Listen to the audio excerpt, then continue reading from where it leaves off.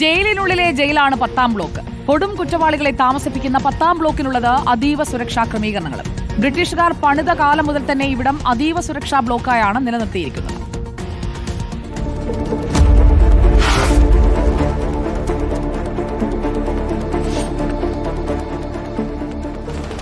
സാധാരണ തടവുകാരല്ല 10-ാം ബ്ലോക്കിലുള്ളത്, കൊടും കുറ്റവാളികളാണ്.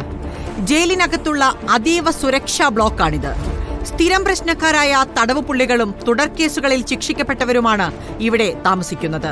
ഏകദേശം ചതുരാകൃതിയിലാണ് ഈ ബ്ലോക്ക്. കൃത്യമായി പറഞ്ഞാൽ ഇംഗ്ലീഷ് അക്ഷരമാലയിലെ എൽ എന്ന അക്ഷരം ചേർത്ത് വെച്ചതുപോലെ ബ്രിട്ടീഷുകാരാണ് ഈ ബ്ലോക്കും പണിതീർത്തത്. അന്നേ ഇത് അതീവ സുരക്ഷാ ബ്ലോക്കായാണ് പരിഗണിക്കുന്നത്. 3 സുരക്ഷാ ജീവനക്കാർ സദാസമയവും ഈ ബ്ലോക്കിന് പുറത്ത് കാവലുണ്ടാകും. ഒരു ഹെഡ് വാർഡനും 2 വാർഡനും. വരാന്തയിലൂടെ സഞ്ചരിച്ചാൽ എല്ലാ സെല്ലിലെയും ആളുകളെ ഇവർക്ക് കാണാം. മാത്രമല്ല, ഈ ബ്ലോക്കിന് മാത്രമായി ഒരു മതിൽക്കെട്ടും കിടങ്ങും ഗേറ്റുമുണ്ട്. കിടങ്ങിന് മാത്രം 10 അടിയോളം ആഴമുണ്ട്. അതിനുശേഷമാണ് ഒരാൾ പൊക്കത്തിലുള്ള മതിൽ.